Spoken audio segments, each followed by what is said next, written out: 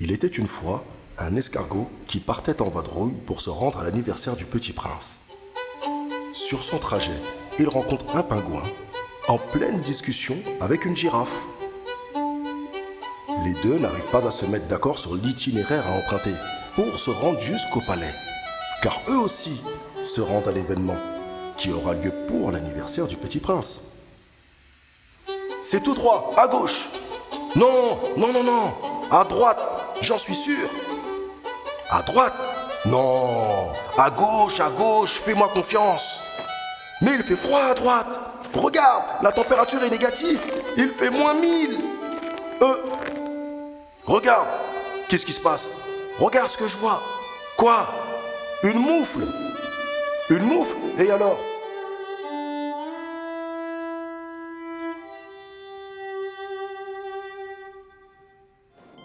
C'est un jour d'hiver, il fait trop froid. Un monsieur se balade dans la forêt, il perd sa moufle rouge qui tombe sur le sol blanc enneigé. Tout d'un coup, de loin, derrière un arbre, on entend des bruits. Une souris, elle a très froid et elle se présente avec ses petites pattes gelées jusqu'à devant la moufle rouge. Elle regarde à droite, à gauche et elle s'éclipse à l'intérieur de la moufle. Elle s'enroule sur elle-même, elle se réchauffe et elle s'endort. Ensuite, il y a une grenouille qui vient de loin et qui s'approche aussi jusqu'à devant la moufle rouge et elle demande à la souris: s'il te plaît, j'ai trop froid, tu peux me laisser rentrer avec toi me réchauffer? La souris elle regarde, elle lui dit d'accord, rentre. La grenouille elle rentre à l'intérieur de la moufle et elle se réchauffe à deux en se collant l'une à côté de l'autre. Un peu plus tard, une chouette arrive du ciel et elle se présente devant la moufle. S'il vous plaît, j'ai trop froid, j'ai les ailes qui sont gelées. Pourriez-vous me laisser rentrer parmi vous me réchauffer? Il la regarde et ils lui disent: tu peux rentrer. Et à son tour, elle rentre à l'intérieur de la moufle. Elle se colle à eux et elle se réchauffe toutes les trois. Juste après, voilà le lièvre derrière un arbre qui a vraiment froid et qui s'intéresse à la moufle. Jusqu'à devant la moufle. Et à son tour aussi, il demande: s'il vous plaît, pourriez-vous me laisser rentrer parmi vous? J'ai vraiment froid. Je veux rentrer, j'ai vraiment froid. Et à ce moment-là, il le laisse rentrer lui aussi. Il rentre à l'intérieur de la moufle. Ils se collent l'un à côté de l'autre. Ils se réchauffent. Ensuite, le renard approche avec sa démarche lente, droite, gauche, avec un bruit. Il se présente jusqu'à devant la moufle. Et il rentre sans demander la permission. Crac! Un premier bruit de déchirement dans la moufle. Un sanglier arrive à son tour avec ses bruits de pattes. Tagada, tagada, tagada, tagada, tagada, jusqu'à devant la moufle.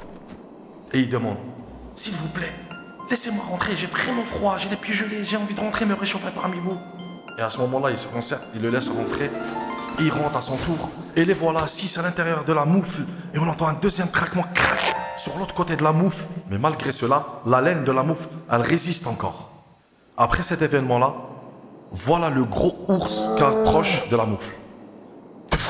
Non, pas du tout, déjà, t'es trop gros, on va tous se retrouver dans le froid.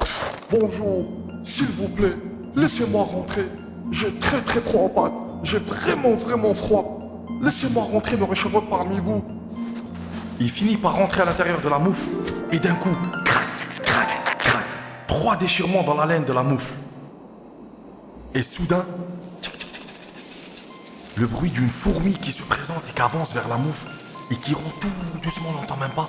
Elle monte, elle monte sur l'ours et elle monte jusqu'à son nez. Elle rentre dans le nez de l'ours et d'un coup l'ours il sent un corps étranger et il fait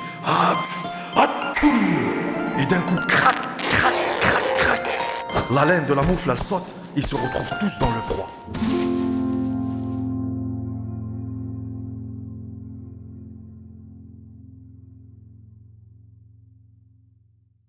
L'escargot est rejoint dans ses péripéties par le pingouin et la girafe, en direction du palais du petit prince, car le temps passe et l'anniversaire se déroulera sans eux s'ils n'avancent pas.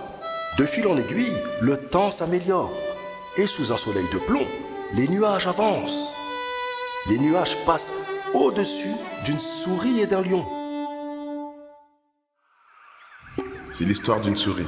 L'histoire d'une souris qui se trimballe dans une savane, dans l'herbe, sous les feuilles. Et au détour d'un arbre, d'un coup comme ça, t'as la souris qui se fait capturer. Elle se fait capturer, t'as la souris qui est tétanisée, qui comprend rien. Qui essaie de s'échapper, mais qui n'arrive pas à s'échapper. En levant la tête, elle s'aperçoit qu'elle a été capturée par un lion. En fait, elle est sous les griffes d'un lion. Et là, t'as le lion qui l'observe, avec de la bave qui coule. T'as la souris qui est très très très paniquée, qui prend son courage à deux mains et qui ose dire au lion, le lion, libère-moi s'il te plaît. De tous les cas, même si tu me manges, t'auras encore faim. Je suis une petite souris et je n'oublierai pas que tu m'as libéré. Et là, t'as le lion qui l'observe, qui prend le temps de l'écouter quand même. T'as le lion qui se met à regarder la souris et dire, c'est pas digne pour moi, je suis le roi de la savane, je devrais pas manger une petite souris comme toi. Et là, t'as la souris qui est très très choquée. Et t'as le lion qui se met à rugir d'un coup pour montrer que c'est loi. Oublie que je t'ai attrapé et n'en parle pas aux autres animaux. Et là, t'as la souris qui s'éloigne, qui dit, non, je n'oublierai pas que tu m'as attrapé. Tu m'as libéré et je t'en dois une. Là, t'as le lion qui laisse partir la souris qui s'en va aussi. Qui se met à se trimballer dans la savane comme ça, à chercher une autre proie, parce qu'il a toujours faim, le lion. Il faut une proie un peu plus grosse. Et boum, il tombe dans une fosse, dans un piège. Et là, t'as le lion qui est coincé dans la fosse comme ça, qui essaie de s'en sortir avec ses griffes, de grimper, mais elle n'arrive pas. Et t'as les autres animaux qui viennent voir le lion comme ça, à plusieurs. Il y avait l'oiseau, il y avait les hérissons, ils étaient tous là. Il y avait tout, il y avait le léopard, il y avait tous les animaux. Et là, t'as les animaux qui disent au lion, Oh le lion, c'est dommage, t'es tombé dans le trou. Oh le pauvre lion, oh c'est Oh dommage. le pauvre, il est pris au piège. et t'as l'hérisson derrière, et les léopards qui rigolent en cachette et qui disent, c'est bien fait pour le lion. Comme ça, on serait débarrassé de ce lion qui nous terrorisait. Ah, regardez, le lion, il est tombé dans le trou. Il est très énervé, le lion, il se met à griffer un peu partout, à rugir, à essayer de grimper, mais il n'arrive pas à s'en sortir. Et le temps passe. Et là, les chasseurs, ils arrivent. Ils regardent dans la fosse. On a attrapé un lion, on a attrapé un lion. Et t'as tous les chasseurs qui sont contents, qui sont excités, qui se mettent à tirer le filet pour sortir le lion. T'as le lion qui rugit. Et là, ils se mettent à prendre le filet, à porter le lion pour le ramener au roi. Et t'as le lion qui se met à rugir dans les filets, qui est paniqué et tout ça, qui essaie de s'en sortir, mais il n'y a pas d'échappatoire. T'as les chasseurs qui se mettent à mettre des bâtons entre les filets pour transporter le lion, pour le ramener à leur roi, pour que leur roi voit un lion sans défense.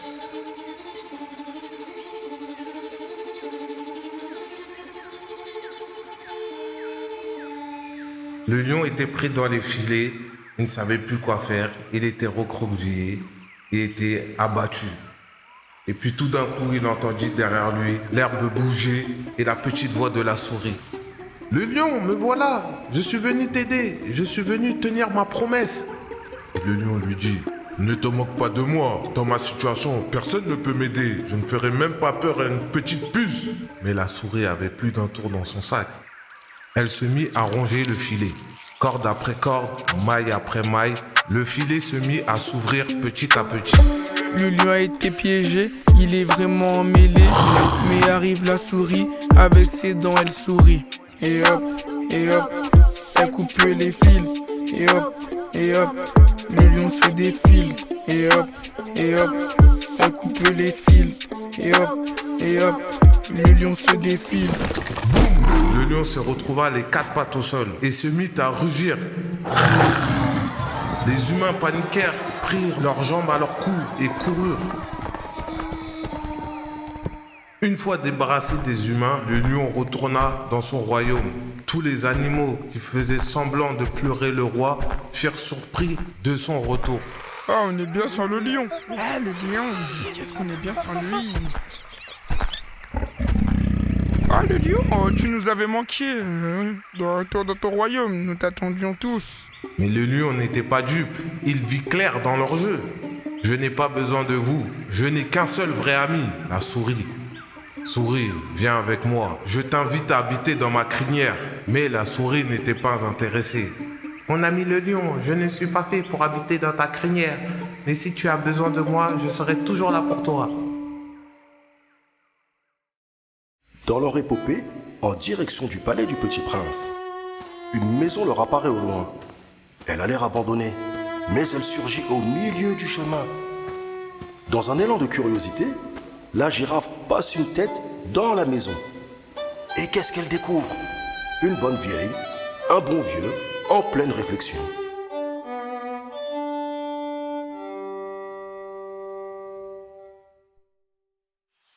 C'est un bon vieux et une bonne vieille qui vivaient ensemble dans une petite maison à la campagne.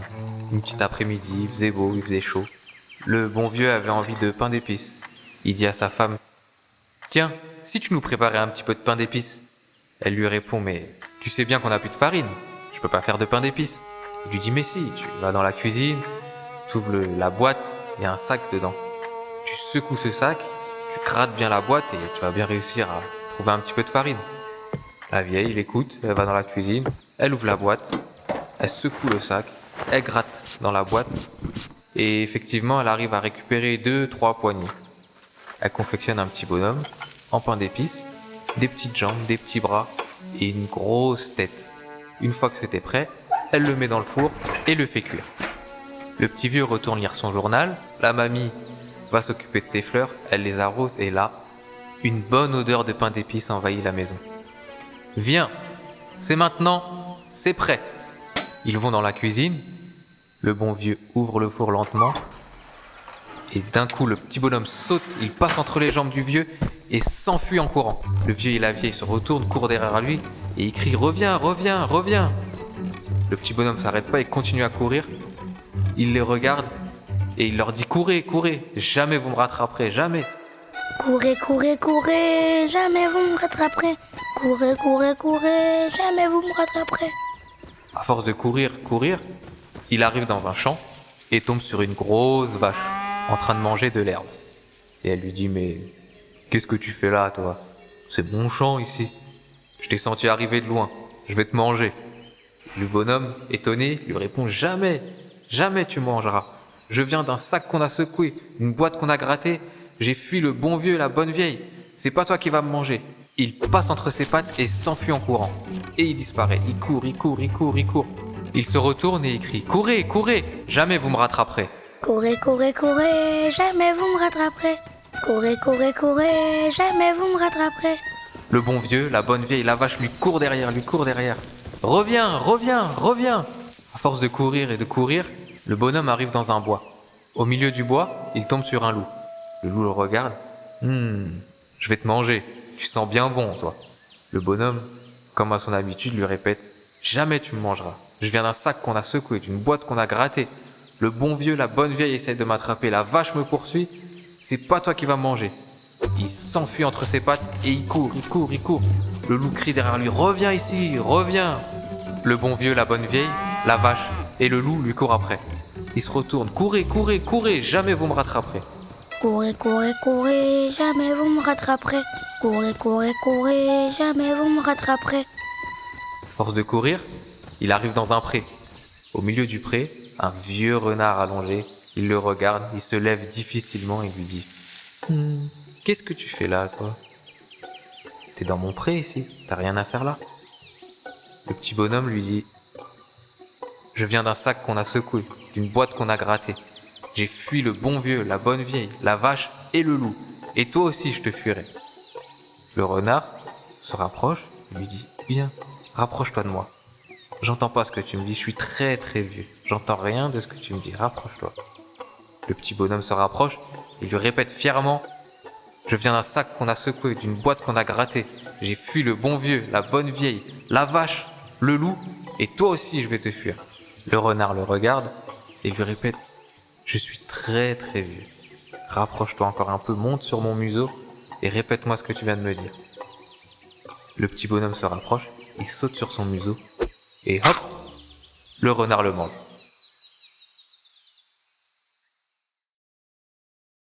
C'est l'histoire d'un couple. Ils ont 7 enfants, c'est 7 garçons. Et leur rêve, c'est d'avoir une fille.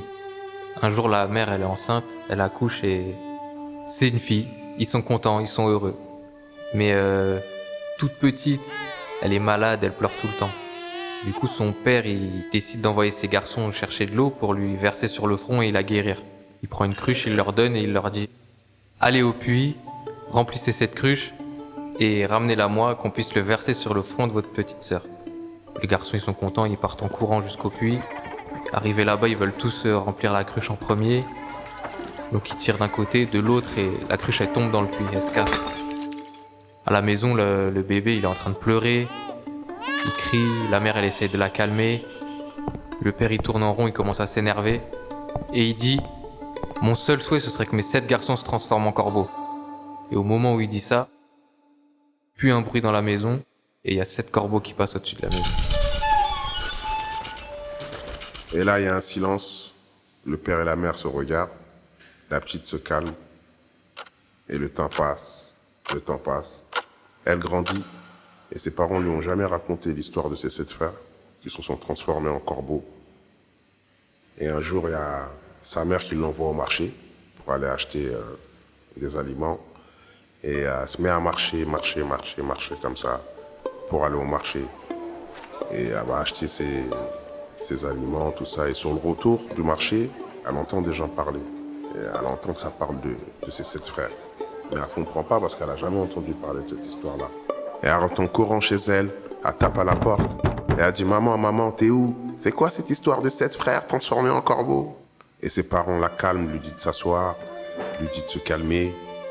Et il lui raconte l'histoire, la malédiction que ses frères ils ont eue. Et d'un coup, le père lui dit « C'est de ma faute, ce qui est arrivé à tes frères. Mais je te conseille de ne pas aller les chercher. Fais ta vie, oublie-les. Je te conseille de ne pas t'en soucier. » Et elle comprend, elle part dans sa chambre attristée. Elle se met à s'asseoir sur son lit, la tête baissée. Et d'un coup, elle a une idée, elle se met à bondir de son lit. Et elle se dit qu'elle va aller à la recherche de ses frères. Et elle prend la bague de ses parents, un petit panier, un morceau de pain, avec de l'eau. Et elle se met à partir comme ça. À marcher. Elle se met à traverser des villes et des villages, des rives et des rivières. Des villes et des villages, des rives et des rivières. Et elle marche, elle rencontre des gens sur la route, elle demande, s'ils n'ont pas vu ses frères, elle demande à tout le monde. Vous n'avez pas vu cette corbeau passer, c'est mes frères. Mais malheureusement pour elle, personne n'a vu ses frères. Elle marche, elle traverse des villes, des villages, des rives et des rivières. Des villes, des villages, des rives et des rivières. Jusqu'à arriver dans un endroit désertique, aride, où il fait chaud, avec le soleil qui est au-dessus comme ça. Et elle voit le soleil, mais le soleil lui inspire pas confiance. Elle décide de s'en aller, elle marche, elle traverse des villes, des villages, des rives et des rivières. La nuit se couche, elle traverse un champ, elle tombe nez à nez avec la lune, et la lune dit quelle bonne odeur de chair humaine. La petite fille prend peur et elle s'en va. Elle court, elle traverse des villes et des villages, des rives et des rivières. Elle arrive sur une plage, le sable fin, les pieds dans l'eau, elle lève la tête en haut et demande aux étoiles. Vous avez pas vu mes 7 frères? Si, ils sont dans la montagne de verre, mais tu auras besoin d'un osselet pour ouvrir la porte. L'étoile lui jette l'osselet, elle le met dans un mouchoir et le met dans sa poche. Elle marche, elle traverse une montagne, 2 montagnes, 3 montagnes et trouve la montagne de verre. Elle met la main dans la poche pour sortir l'osselet, mais l'osselet a disparu. Elle met la main dans sa poche, prend un couteau et se coupe le petit doigt. Avec son petit doigt, elle arrive à ouvrir la porte de la montagne de verre. Elle rentre, et là tout est en verre. Une table en verre, des tabourets en verre, des murs en verre. Elle crie « Y a quelqu'un ?» Mais pas de réponse. Au loin, on n'entendait pas, et une voix lui dit « Oui, petite fille, je peux vous aider ?»« Oui, je cherche mes 7 frères, les 7 corbeaux. »« Oui, ils vivent bien ici, ils sont pas encore rentrés, tu peux les attendre. » La petite fille s'installe, elle patiente. Le nain revient, il pose 7 assiettes avec de la nourriture sur la table. 7 gobelets remplis d'eau. Et il repart. La petite fille se sert dans les assiettes, elle boit dans chacun des gobelets, et dans le dernier gobelet, elle dépose la bague de ses parents. Elle va se cacher derrière un mur, et au bout d'un certain temps, la porte de la montagne s'ouvre, et 7 corbeaux rentrent. Ils se jettent chacun sur leur assiette, sur leur gobelet, et ils se rendent compte que quelqu'un a mangé dans leur assiette. Le dernier corbeau fait tomber son gobelet. Une bague tombe, il la ramasse, la pose sur la table et leur dit « Regardez, c'est la bague de nos parents. Notre sœur est venue nous chercher. » La petite fille comprend que ses frères l'ont reconnue. Elle sort de sa cachette. Un par un, ils viennent sur elle. Elle les touche et fouah, ils redeviennent humains. Ils se retrouvent tous devant le palais du petit prince. Face à la demeure, s'apprêtant à monter les marches, alors que tout ce beau monde se rencontre et s'embrasse de joie, ils arrivent au chevet du petit prince, qui lui fait une sieste. Réveillé par des rires et par la faim, le petit prince découvre tout ce beau monde, venu lui souhaiter un joyeux anniversaire. Bien entendu, il a droit à plein de bisous, plein de câlins de tout le monde, de l'amour à profusion, et des jouets bien sûr, pour ses prochaines escapades. Joyeux anniversaire au petit prince.